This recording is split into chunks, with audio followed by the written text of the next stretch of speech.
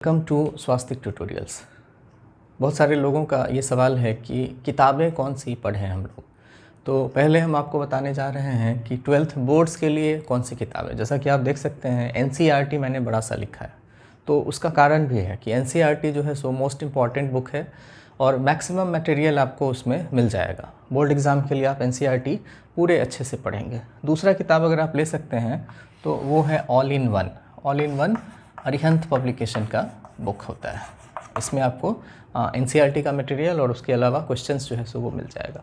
और फिर एक क्वेश्चन बैंक जो है सो आपको ले लेना है जिसमें प्रीवियस ईयर्स क्वेश्चन हो। तो प्रीवियस ईयर्स क्वेश्चन जब बच्चा शुरू कर रहा है, अभी अगर मान लेते हैं कि 12th की पढ़ाई आपने शुरू की है, तो प्रीवियस ईयर्स क्वेश्चन आप कौन सा लेंगे? तो प्रीवियस ईयर्स क्वेश्चन आप चैप्टर वाइज लेंगे। एक होता है ईयर वाइज और एक होता है चैप्टर वाइज। तो ईयर वाइज तब जब आपका सिलेबस कंप्लीट होने लगे, लेकिन शुरू में जब आप चैप्टर अभी 2-3-4 चैप्टर पढ़े हैं तो फिर चैप्टर वाइज लेंगे। अब इसमें क्या है कि एनसीईआरटी बुक को इतना इंपॉर्टेंस हम क्यों दे रहे हैं? तो एनसीईआरटी बुक को इंपॉर्टेंस इसलिए दे रहे हैं क्योंकि उसमें हम कहते हैं कि मैक्सिमम जो चीज़ है वो बोर्ड्स के लिए वो आपको मिल जाएगा। तो मैक्सिमम चीज़ मिल जाएगा। एनसीईआरटी को आपको क्या क्या करना है? तो एनसीईआरटी बुक को लाइन बाय लाइन पढ़ना है, पहला काम तो ये। दूसरा, उसको जब आप पढ़ रहे होंगे तो इन टेक्स्ट क्वेश्चन दिया रहेगा, फिर एग्ज़ाम्पल रहेगा जो कि सॉल्व रहता है। तो ये सॉल्व एग्ज़ाम्पल को भी आप बनाएंगे, इन टेक्स्ट क्वेश्चन को बनाएंगे, और लास्ट में एक्सरसाइजेस का क्वेश्चन रहता है, इसको भी बनाएंगे। तो ये सारा काम जब आप एनसीईआरटी बुक के साथ कर लेते हैं कि एनसीईआरटी को लाइन बाय लाइन पढ़ लिए, फिर आप इन टेक्स्ट क्वेश्चन बना लिए, एग्जाम्पल को सॉल्व जो है उसको बना लिए और एक्सरसाइजेज, तब कहेंगे कि एनसीईआरटी आपने पूरी तरह से पढ़ा। लोग क्या करते हैं कि एनसीईआरटी पढ़ते हैं और उसमें इन टेक्स्ट क्वेश्चन या एग्जाम्पल और ये सब को छोड़ देते हैं, कहते हैं कि इसको किसी दूसरी किताब से पढ़ लेंगे, और उसके बाद कहते हैं कि एनसीईआरटी इनकम्प्लीट किताब है। नहीं, आपने कंप्लीट किताब पढ़ा कहाँ? इसमें तो बहुत सारा जो फिगर दिया हुआ है, एनसीईआरटी का जो बहुत सारा फिगर दिया हुआ है उसमें बहुत सारा इन्फॉर्मेशन छुपा हुआ है। जो टेबल दिया हुआ है उसमें बहुत सारा इन्फॉर्मेशन छुपा हुआ है। तो आपको फिगर पर भी ध्यान देना है। जो एनसीईआरटी बुक्स में आपके डायग्राम बनाए हुए हैं उसके आसपास जो बातें लिखी हुई हैं उसको भी ध्यान देना है।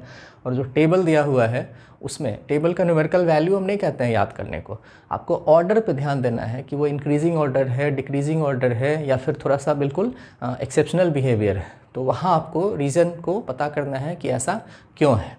तो ये काम एनसीईआरटी बुक्स के साथ आप करेंगे। ये हो गया आपका 12th बोर्ड्स के लिए। अब अगर नीट के बारे में बात करें,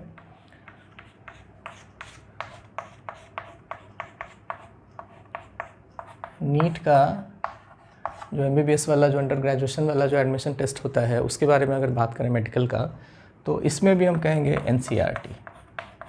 एनसीईआरटी बुक, और उसी तरीके से पढ़ना है जिस तरीके से आपको बोर्ड्स के लिए पढ़ना है।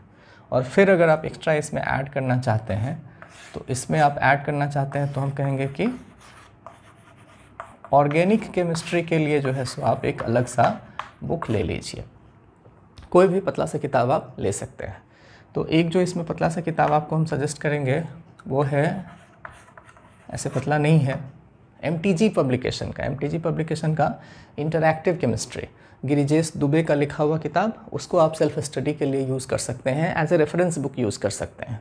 लाइन बाय लाइन पढ़ने का ज़रूरत नहीं है, लाइन बाय लाइन तो आप एनसीईआरटी का ही पढ़ेंगे।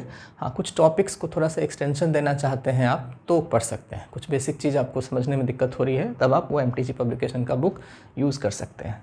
या फिर ऑर्गेनिक केमिस्ट्री में ही ये पतली सी किताब है, रिएक्शन मैकेनिज्म का एक पतला सा किताब है, एस एन सान्याल सर का किताब है, इसको आप पढ़ सकते हैं। भारतीय भवन पब्लिकेशन से ये मिल जाएगा बुक। तो इसको ऑर्गेनिक केमिस्ट्री में ऐड कर सकते हैं। इनऑर्गेनिक और फिजिकल केमिस्ट्री के लिए आपको कुछ एक्स्ट्रा ऐड करने का ज़रूरत नहीं है। तो एनसीईआरटी पढ़ेंगे और क्वेश्चन बैंक, और फिर से क्वेश्चन बैंक जो आप लेंगे नीट का वो चैप्टर वाइज लेंगे। चैप्टर वाइज में आपको अरिहंत का, एमटीजी का, पियर्सन का, किसी का भी क्वेश्चन बैंक मिल जाएगा, सब अच्छा होता है। कोई भी क्वेश्चन बैंक आप ले सकते हैं। इसके बाद हम लोग देखें जेई का एग्ज़ाम, जो आईआईटी जेई होता है उसमें। तो पहले हम आपको जेई मेन के बारे में बता दें कि जेई मेन के लिए क्या चाहिए। तो जेईई मेन के लिए फिर से एनसीईआरटी, और पढ़ने का तरीका फिर से वही, लाइन बाय लाइन किताब पढ़िए, इन टेक्स्ट क्वेश्चन देखिए, सॉल्व एग्जाम्पल देखिए, एक्सरसाइजेज का क्वेश्चन बनाइए, एक एक फिगर का मतलब कि ध्यान में रखिए और एक एक टेबल को ध्यान में रखिए। जेईई मेन इससे हो जाएगा। और इसके अलावा आप इसमें ऐड कर दीजिए फिर से प्रीवियस ईयर्स का क्वेश्चन।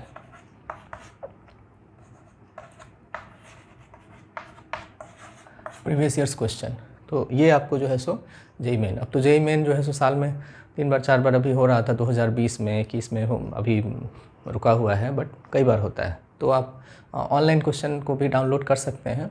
किसी कोचिंग के साइट पे जाएंगे, एलन आकाश किसी के साइट पे जाएंगे तो आपको वो क्वेश्चन जो है सो मिल जाएगा, आसानी से आप डाउनलोड कर सकते हैं।